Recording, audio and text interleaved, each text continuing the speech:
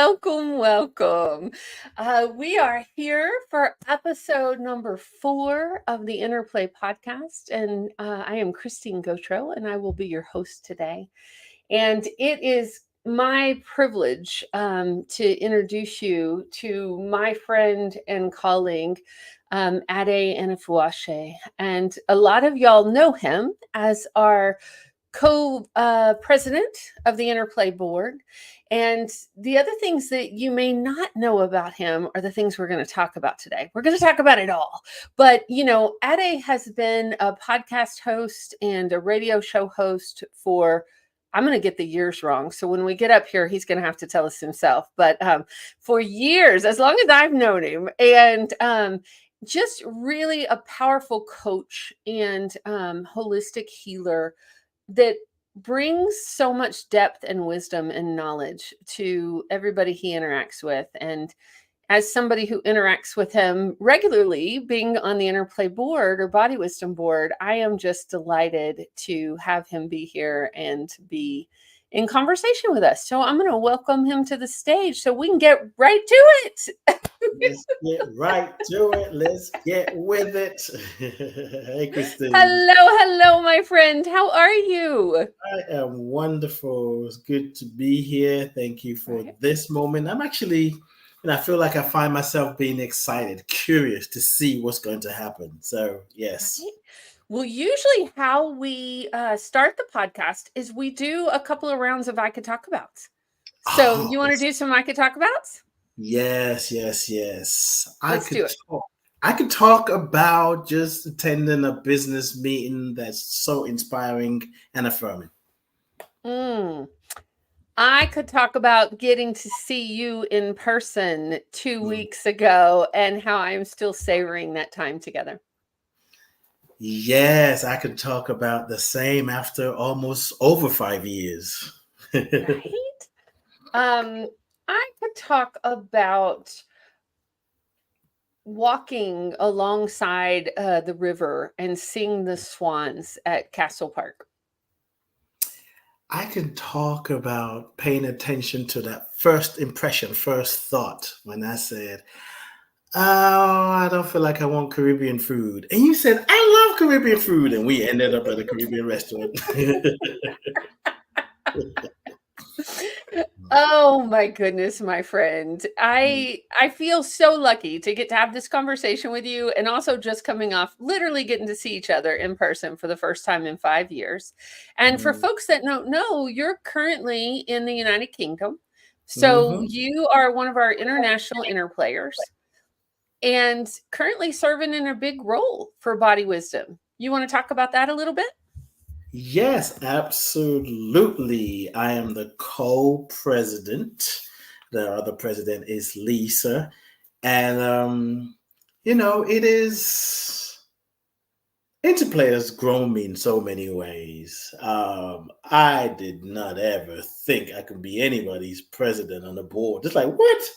But what I've noticed in my journey with InterPlay, probably maybe almost over 8 years now, is InterPlay. The leaders, the teachers, the co-founders, Phil and Cynthia, have sort of just kind of nudged the part of me that I don't see because I'm too close to myself. I'm like, what do you think? Other people, we think you'd be good for this. And and being a co-president really, especially this year, has grown me in ways that I didn't even know is possible. And even when I said yes to my name being nominated, I was running from him like, nope. And I stopped hearing words. People saying, we were talking about who's going to be the president, and your name came up. I'm like, stop it, y'all. Keep my name out of your mouth. Then somebody else. Well, it's funny because we were talking about president, and your name came up. I'm like, ah. So I said, okay, Spirit, I surrender. So it is good. It's been a good journey, and it continues to expand me and grow me. I love that. So it really has been 8 years. I was trying to think about that as I prepped for today.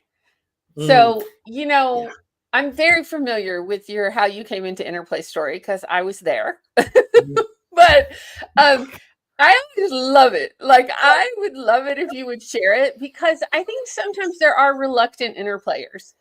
There's people that come to interplay and they know from the moment that this is for them and they're, but your story is a little different. Just a little. So I got to InterPlay. One of the things that I do very well, no matter how much I try to change it, and I probably have never ever said this out loud anyway.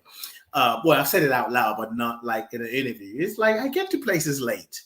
And I think saying it out loud in this interview is probably a sign that I'm healing it and I'm being more at peace with it. So I got there late, about 20 minutes late, which is a little bit more than, that normal. I was upset, mad at myself. And so we walked in. I didn't know Jennifer then. But I noticed she was leading it. Jennifer was the one that brought InterPlay to Atlanta. And she said, "Oh, you just go sit over there in that group." I'm like, "Okay, cool." And I'm still like in my head, like, "Oh, I wanted to be here early." And now I came there because I felt like with my first conversation with Olivia, who's another interplayer, was recognizing that I felt like I was creatively constipated and I needed something to get me out, something to help me express. So when she told me about it, I said, it's what she said, but I felt something that this is a place that I need to go to. Well, and once I decide I'm going to do something, I'm going to do it. So I got there late and Jennifer said, "Oh yeah, you can sit with that group." So I sat down and she said, "Oh, you'll figure it out." Because I was like, "What are they doing? They're in a group already." I didn't know you and your beloved Joe at that time. So I sat next to you guys. And then I think you would say, "Yeah, we're doing something called gibberish." And I was like, "Oh, okay, what's that?" She said, "It's when you speak in a made-up language." And Which like, we have since changed that terminology. Yes, Right? absolutely. Mm-hmm. And I was like, "Made it." She said, "Don't worry, just watch and listen, and you pick it up. It's easy." And then I heard people go, and I was like, "Oh, hell no, we ain't doing this." I was like, no. And I was sitting there, I was sweating, and I was like, "Oh my God, I can't do this. There's no way I'm doing this." And then I thought, well, if I speak in Yoruba, it's not a made up language because it's a language, they won't know. Then I said to myself, well, but you would know you were not participating. But what made it so difficult, so challenging was it touched something in me. As a Nigerian that's born in UK and lived in Nigeria, so when I came back here in 1986, I had a strong Nigerian accent. And people laughed at my accent. People still talk about how African sounds, comedians make fun of. So in that moment, it just brought all of that up. And I was pissed. I was like, people made fun of me for my accent. And now you're making up accent, made up language? Ooh. And when it cut to my turn, I really wanted to opt out, but I didn't know. I didn't know that I have a choice to say I didn't want to do it. So I just went ahead and did it. And I think I left my body when I did it. Because if I stayed in my body, I'd be like, I can't. And I said something, my heart was racing. And I think the new name for it and the way we are guided to tap into the soul language is a lot easier on my body than made up language. And I can't even say, like I said, we used to call it gibberish, but even now when I think about it, I can't do it. But when I think of soul language, that's right up that resonates with me. So I have more permission to do it. So yeah. Well, and folks that may be listening that aren't interplayers, what we're talking about is a form that we use for exformation, for like getting things out of our body, and it's using sounds and movements. It's not using traditional words or traditional languages. So that was 8 years ago, Ade. Like, how do you feel about it now? InterPlay or soul language or gibberish? Which one? Any of those that you want to answer, my friend. Well, I feel about InterPlay now. I said about, being a co-president for the board. I am grateful for InterPlay. InterPlay has literally come to my rescue. InterPlay has been a laxative because I was creatively constipated. InterPlay has had, Like that is the new. Like I don't know how we're gonna market that, but trust me, like a lot of people InterPlay is like the castor oil. everybody's like, oh, I can express myself. I can find my own. I found my own voice. I sing now just because, because we're constipated. So, what's going on with my lighting? My lighting is not the best. But anyway, I'm gonna dance through it. It's InterPlay also gave me created space for me to have uncomfortable conversations in a real way, in a way that's not antagonistic. I often say to people, if InterPlay, the tools and the practices that we have, if it wasn't dealing with uncomfortable conversations around racism, injustice, oppression, I would have left. And it's the reason that I'm here, because our tools and practices allow us to have that conversation and paying attention to the body. When we don't pay attention to the body, we do harm to ourselves and others, and we stay in the head. And some of the things that we're seeing today that we're struggling to understand why it's happening is because too many people have stayed in their head. And those of us sometimes call ourselves social justice. I'd say it, liberals and progressive and change agents. We're still doing the head thing. We're not doing the heart thing, head and heart and the body. Like I'm able to sit in a conversation. I was talking to someone about 2 weeks ago, and I brought up something that he had brought up, which I really appreciate. And then as we start talking about it, he started to go to places. And I was like, because I was thinking, I don't know if I agree with that. But I kind of, but it's like, oh, don't take it too far. I can feel my body responding. So because I can recognize, rather than if I wasn't connected to my body, I could have made up some stories about him and say, well, this is the reason he's doing that. And I don't, I'm not sure if I like people who do, but I can tell in my body I was getting uncomfortable. So rather than make up a story about him or about myself, I just breathe. And I told myself, I noticed what's happening here. My body's feeling some kind of way. And so InterPlay for me, I've always been aware of my body, but I hadn't always been aware of my body. Right. It's like I knew it, I feel it. When you're hungry, you feel it in your body. When you're tired, you feel it in your body. When you're exhausted, you feel it. But our tools and practices help me pay attention. I was having a conversation yesterday and I noticed I was eating fat. No, I was listening to a message and I noticed I was eating fast. And I said to myself, you shouldn't be listening to this while you're eating. And I noticed eating fast was because the conversation was triggering me. But I was able to pay attention to what's happening and my heart rate.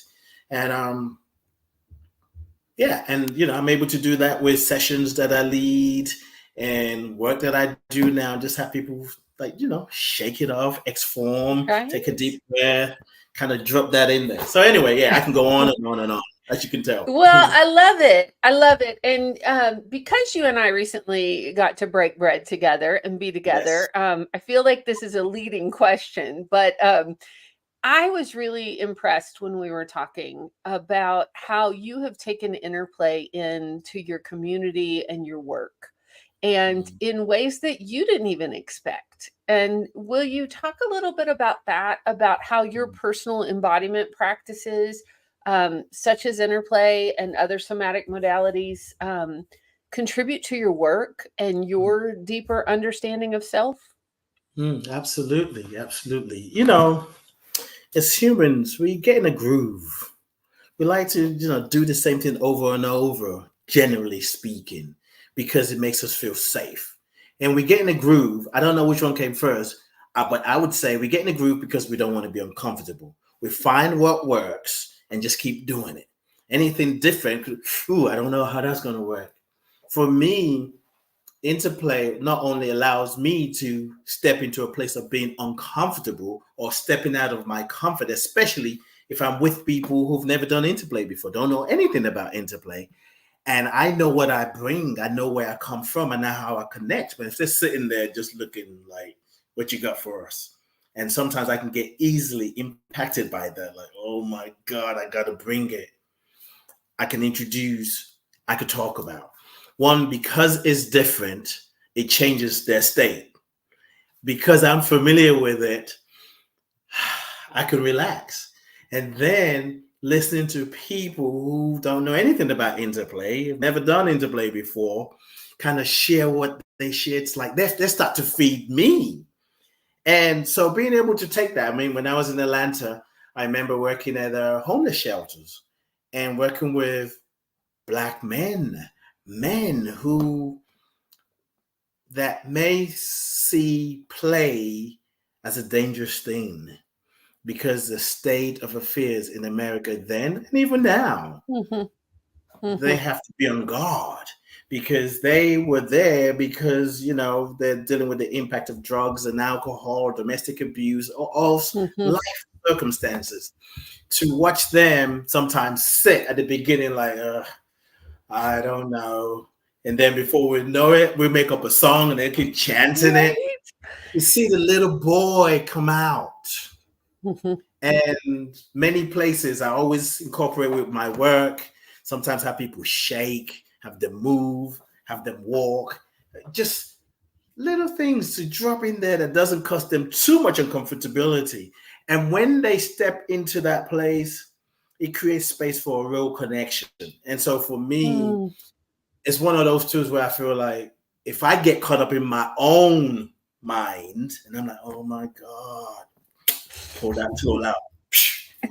They have no idea what I'm doing. It's like, let me give you a and so yeah, it's such a simple thing too that sometimes I wonder how that seems so foreign or why it feels strange.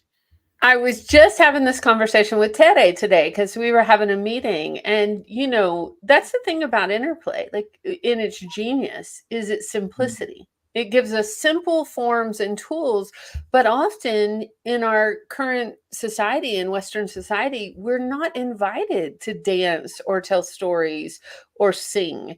Like that is such like but thank you for telling that story about working with the men transitioning out of homelessness, because those pictures recently just popped up on my screen. And Really? you were playing the drum, which for Yeah. folks that don't know, Ade is an incredibly talented drummer and was one of our performers at Soul Print Players. And it also made me think about when you and I were co-leading Bible study with the children. Yes. Ah. Yes. Yeah. Yes. Right. Whew. Yeah. And just the places, we can take these tools. Like we Yes. can take them into summer camps. We can take them into boardrooms. We can take them into the community to build community. We can take them into populations that are, needing extra support and needing to access that inner authority. And this is one that we don't talk about often because once again, we're afraid. It seems like we're Mhm. afraid of the body. Not only can we take it into the boardroom, we can take it into the bedroom. Because whatever's happening, maybe you're having a disagreement or you're having a great conversation, let's just take a deep breath together. Right. What are you Right. noticing? Before and after. That's all I got to say. You fill in the I blanks. love that. I love that. We did a sequence that Carolyn Renee in Atlanta led us in one time that was the sing talk, where, when you're with a partner and they're talking and you say sing and they have to sing. Yes. And Joe and I were interplaying that day together. And so we decided our next disagreement that we had permission to look at the other person and say, sing it. And it's such a playful way, like to break up, because, often when you're in a disagreement or something like that, it's something minor or it's something. And if you can introduce play into it, that, I don't know, we have fun with it. We use those tools in our Absolutely. own relationship for sure. Absolutely. It's I always love good that. to introduce, play something different to interrupt. I'm right, you're wrong. Like, Right? it's okay for me to have a different of opinion. It's okay for my beloved to have a different opinion. And that we all do. But when we start to think my way is the way, or I'm right, or if I say Right. yes to that, then it says less about who I am. That's where the problem comes. But when you interrupt that flow of energy, because when you think you're right, ideas come, thoughts come, and Right. then I remember when you said so and so, and you did it. It's like, whoa, whoa. But when you have to sing, it's like, wait, sing. I haven't finished my. Right. Okay, I'm going to sing. You know? Right? It's so Yeah. fun. Well, and I think about it when I think about storytelling and interplay too. When we do storytelling, it's based on improv. But I think about when we're talking about relationships or we're talking about community, that often we have stories and they're not improv. They're those grooves or there's those things, and they do often need to be interrupted and Yes. and put some different energy on it, whether it's singing or whether it's talking real slow or Yeah. talking real fast. I want to Mhm. shift this a little bit I went to your website, and I know you've been doing a lot of stuff lately, but Mhm. the front page of your website, and I know this to be true about you because we have been friends for 8 years now. I didn't realize it was eight Yeah. years. I love that. um the real transformation happens when we are willing to go within and do the necessary healing work, Mhm. and otherwise we're simply living from a mindset of separation of the realm of oneness. And you say that everything is connected and all of it belongs. Yeah. Well, it's funny. I don't even know why. I'm hearing that and I'm emotional. I don't even know why. Because, okay, what's your question? Well, I mean, I really just wanted Oh, to, how hmm. do you take your work and interplay tools and this big job as a volunteer co-board president? Like, it is an act of service, right? How do all those kind of come together for you? Wow, I would have said something else before you asked the question. I think it's for me, it's about awareness, knowledge, and wisdom. Because when you're aware of a new way and you need that new way when things get tense or when things, whatever is happening, the awareness itself is a gateway to, oh, I remember this, like I do with people over here in the UK when I do things talking about mental health and raising awareness. Um, and even, being a co-president, sometimes there are some topics that we have to deal with that everybody has different opinions and different ideas of what it needs to be. And then somebody can say, I think we need to stop and take a deep breath. I think we need to stop and move. Because once again, we interrupt the I am right. And we stay in that and then we get more information about why we're so right. But when it's interrupted with a movement, with stillness, or maybe just noticing what's coming up, or just noticing people on screen and looking, I mean, I'm not gonna say it's always easy, because there are times I've still moved and I'm like, Needed a long song. yes, a long song. Don't play that for 4 minutes, play for longer. So for me, it's like being able to,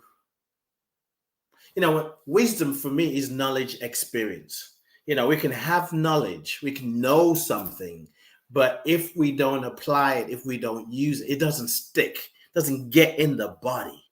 So when something is practiced and it gets in the body, there's a wisdom to know what is called for. Where somebody might say, you say, well, let's just take a moment to be still and notice what is happening. Somebody else might say, I was just thinking that. So you talk about connection. There's an invisible web that connects us. So in fact, I feel like you asking me questions and me answering is actually the slow way of doing things. you know, because Right. when you read that quote on my website, it touched me. Mm. But I'll be honest. I mean, I wasn't thinking about it then, but a part of me was like, okay, don't get too emotional. You're here for an interview. So I said, ask me a question. Because Mm. if I had just gone with that, God knows where that would have taken me. Because this is something on my website that I know. And now that I'm thinking about it, it's like everything is connected. Interplay is a universal language. Storytelling is a universal language. Movement is a universal language. Mm-hmm. And it's a language that we all understand because it Mm. touches the soul, it touches the heart. Sometimes you can see somebody dancing, moving, you know, and something that you would call it mirror neurons, where something is activated in you. I went to the theater on Friday. It's a National Jamaican Dance Theater, and all the things that we're doing with their bodies. And I was sitting down, and I felt like I was in the music, in the movement. When Right. we pause long enough, we can start to tap into the truth that everything is connected. Mm. Everything is connected. Well, I had this conversation about 30 minutes ago before I got back home. We're talking about a connection. Everything is connected. So, I was like, oh, I thought I'll be home earlier, but I wasn't. But I wasn't tripping because I knew it was going to be okay. So the prep was already happening at the event where I was, and it has nothing started. And then you ask me, say everything is connected. Whether we call it good, whether we call it bad, whether we call it negative, whether we call it positive, it all belongs. And interplay and the tools and the practices and things that I'm learning that we can even be creative with it. It makes room and space for the things, the feelings that's hard to be with. When we Mm-hmm. push those feelings and the trauma away and the harm, we're like, no, I want to think positive. I don't want to think that. No, no, no. Healing doesn't happen. Right. We got to make space. We got to treat that part of ourselves that we want to reject, that we judge. We want to treat it like a little 4-year-old that just wants mommy to hug her, Mm. or the 4-year-old boy who just wants love. Like, let's bring the guilt, let's bring the shame, but we prepare ourselves by noticing what's going on in the body. And when we're in that place, when guilt, shame, rejection, betrayal is welcomed, they can't fight back. They just want to be Mm. accepted. You saying that makes me think about our community practices, right? And the one about we all get to show up as we are. And right? Now, it's interesting that you talk about everything's connected. Yeah, and I don't know if I've ever told you this, and then you went straight to that because that's the one that not challenging is an invitation for me. Mm-hmm. Mm-hmm. I am very good at creating space and letting people know whatever you bring, it's okay, it's welcomed. Mm-hmm. But there is a part of me, and I would say there was a part of me because I'm no longer claiming it, that would not allow the whole of me to be welcomed into a space. And Oof. and then with interplay, sometimes we're having a board meeting, and I've just came back from an event, a meeting. I'm like, oh my God, I'm a co-president. I have to be a certain kind of way. I wonder what they're saying, thinking about what I'm saying. I have this narrative going on, or just life in session. And there are times that I've just consciously said, I'm gonna just bring my whole self, just as I am, just as I I am. love that. I really resonate with that, Eddie. I think we've been trained from a very young age, especially when we're in roles of leadership or, where we're being seen, that we have to be a certain way, that we have Yes. to and we have to be perfect, and we have to Mhm. all that goes with that, right? And Yes. so I am just curious about how many leaders, right, have that feeling that they don't get to show up with their whole selves because they wouldn't be Yeah. accepted, and Yes. that if they could be embodied leaders, if they could be fully present with everything. We had a guest on my other podcast not too long ago that gave us a statistic that I still am like, what? And they said that less than 10% of leaders are self-actualized, have self-awareness. Less than 10%, right? I'm still curious about that and questioning it. But I was like, that's how we could change the world, right? Just these Yes. simple tools and practices as leaders ourselves, and Wow. as bringing them to community and leadership where we were allowed to show up as our full selves. It's so interesting. I'm still struck, I guess. Is that's I don't know if that's well, I'm making that as the word by that statistic you just told me. Because if you're a leader and you're not embodied, you're not bringing your whole self, how are you leading? And what are you demonstrating? And I don't say this as a judgment, because there are times I'm like, I forget because I'm all up in my head. What are we teaching people? Right. And it's like, what are we telling people that leadership is? And of course, but when you really think about it, if I look at it from a different perspective, when you look at the leaders in the world and what they stand for, what they say, that's actually, I can actually with that. But yeah, I don't have to say nothing because everything is connected. You say, right? oh, I can see why you can stand up and say something like that. Right. From a place of conviction, because you're disconnected, you've disassociated yourself from your body. You can't connect with another human being. You can't look at something and say, actually, is this what we're doing? Yeah, from that perspective, I understand. Right? Yeah. It's amazing, isn't it? How about we take a deep breath, my friend? Yes. Let it out with a big old sigh and a shake.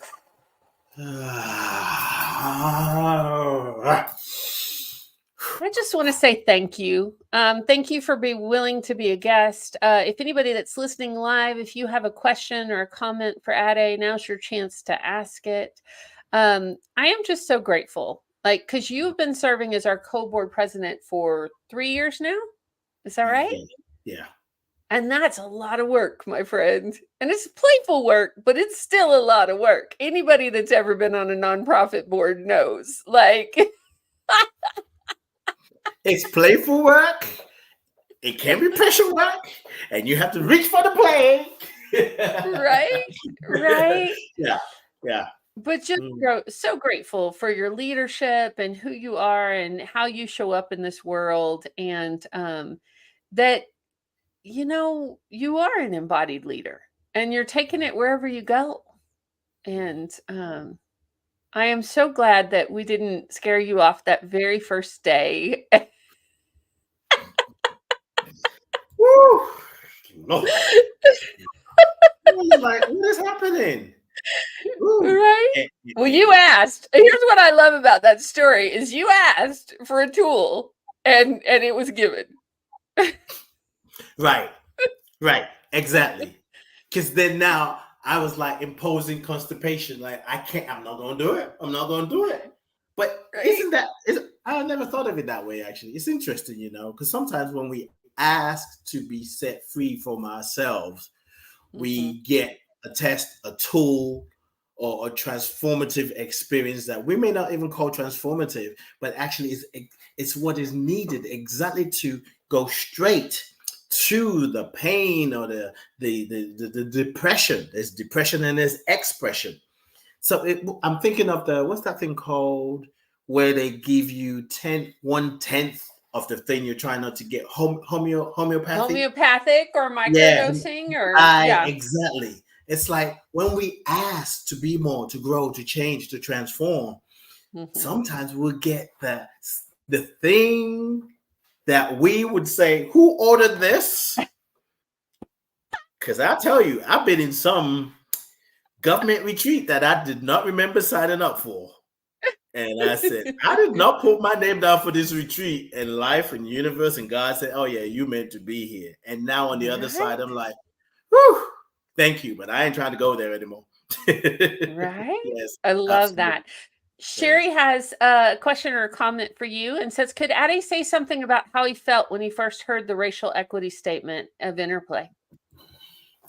So everything is connected. I wasn't going to get emotional, teary eyed. And I interrupted by saying, ask me a question. And now Sherry asked a question. It's like, oh, you're going to get emotional. The first time, I didn't even know that was happening.